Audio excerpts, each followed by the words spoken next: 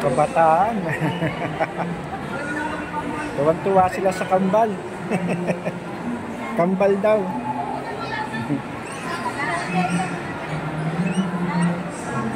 Ayun. Gising pa rin si Bunso Austin. Si Kuya Asher tulog pa rin.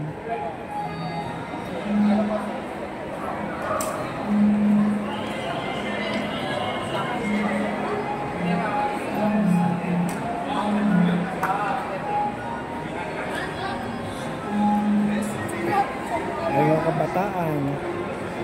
Moling-moling. Isa pa nga, isa pa nga. Galing. Galing. Mga style ng mga kabataan ngayon, kagaling ah. Mga new generation na. Iba-iba na mga design ng mga pananamit nila. Hindi ka pa matutulog, Bunso?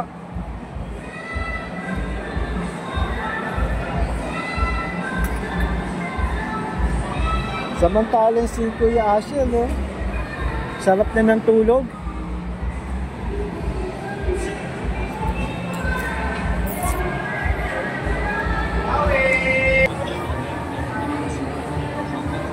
Ano yan, Kuya Ambo?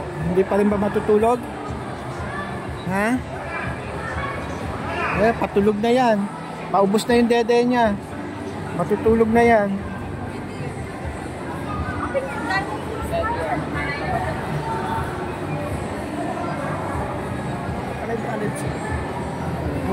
Buti na lang. Wala pa rin balak matulog, oh. Pumapadyak pa rin, nagbabicycle, oh. Hindi katulad nung Kuya Asher niya, oh. Masarap na ng tulog.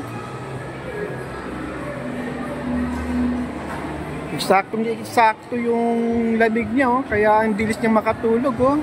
Pagka ubos ng dede, tulog na kagad.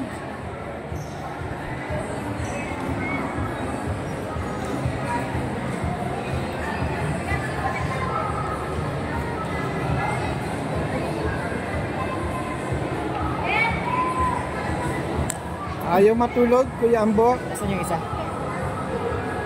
Nandiyan dyan. Isa pa? Ano? Hindi na ubos? Hindi mo napatulog?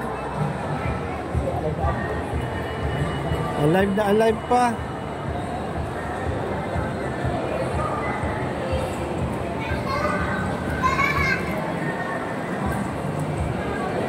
Saktong-sakto kasi yung lamig, kaya mabilis nakatulog si Kuya Asher, eh.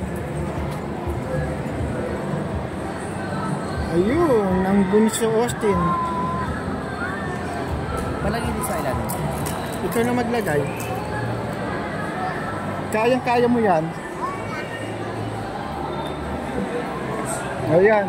Bantay muna kami ni Kuya Ambo habang may hinihintay kami ditong grasya.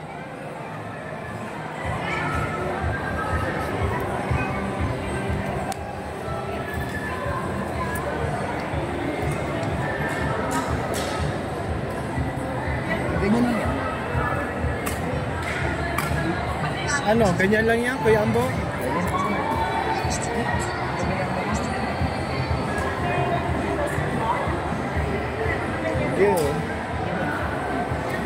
Hindi mo pa mapapatulog yan, Kuya Ambo? Okay.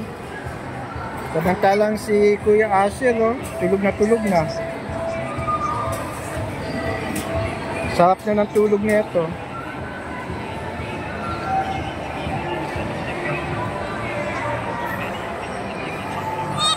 Ayun, sumisigaw pa. Si Bunso Austin.